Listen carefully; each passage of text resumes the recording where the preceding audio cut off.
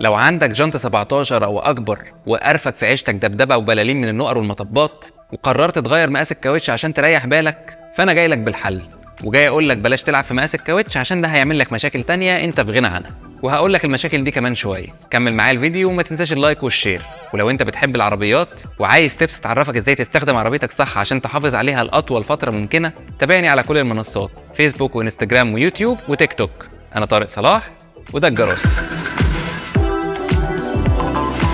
مقاس الكاوتش بتاع عربيتك بيتكون من 3 خانات، وخلينا ناخد المقاس ده كمثال: 225 على 45 R17. الرقم الاولاني اللي هو 225 ده بيرمز لعرض المداس بتاع الكاوتش او عرض فردة الكاوتش نفسه اللي بتبقى ملامسه للارض، وكل ما الرقم ده زاد معناه ان عرض فردة الكاوتش زادت. الرقم الثاني وهو البروفايل بتاع الكاوتش او ارتفاع الشفه بتاعه الكاوتش، والرقم ده بيبقى نسبه مئويه من العرض، فكل ما الرقم ده زاد معناه ان ارتفاع الشفه زادت، وكل ما الرقم قل معناه ان ارتفاع الشفه قل، وده اللي بيخليه صعب يتحط فيه تدعيم وقت التصنيع. وعشان كده مع اي نقره او اي مطب السلك بتاعه بيتقطع وبيعمل بالون، ودي هقول لك على حلها بعدين. اما الرقم الثالث وهو قطر الفرده نفسها بالانش، وده لازم يبقى نفس مقاس الجنط بتاعك. طيب بعد ما فهمنا مقاسات الكاوتش، خلينا نجاوب على السؤال الاول: ليه ما ينفعش نغير مقاس الكاوتش اللي موجود في العربيه او اللي العربيه نازله بيه؟ لانك ببساطه لو زودت ارتفاع الشفه ده عشان تتغلب على موضوع البلالين، فده معناه انك هتزود القطر بتاع الكاوتش، فكانك ركبت عجله اكبر، وده هيعمل مشكلتين.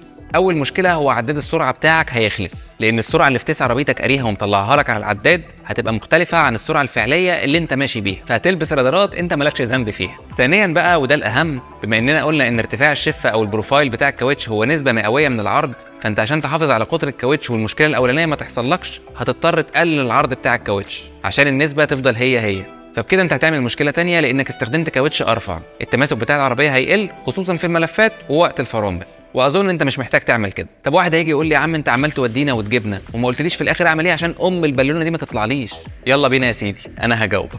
اولا، وانت بتشتري فرده كاوتش البروفايل بتاعها رياضي اللي هي 45 يعني او اقل، لازم تشتري فرده يكون مكتوب عليها اكسترا لود من الجنب، وساعات بتتكتب اختصار XL جنب المقاس بتاع الفرده. ده معناه ان الفرده وهي بتتصنع اتحط فيها تدعيم زياده في الجوانب او في البروفايل بتاع الكاوتش عشان تستحمل معاك وزن اعلى وما تعملش بلالين في النقر والمطبات. وكمان يفضل ان الفرده دي يكون فيها ريم بروتكتور او بالبلدي كده شفه يعني زياده، دي فايدتها ان هي تحمي الكاوتش بتاعك والجنط كمان وانت بتركن، فالجنط ما يحكش في الرصيف، وكمان الكاوتش ما يطلعلوش بالون، لان من اكتر الاسباب اللي بتطلع بالونه في الكاوتش هو وانت بتركن لو خبطت جامد في الرصيف، ده بيخلي فرده الكاوتش تتعسر والسلك بتاعها يتقطع، فهتطلع لك البالونه.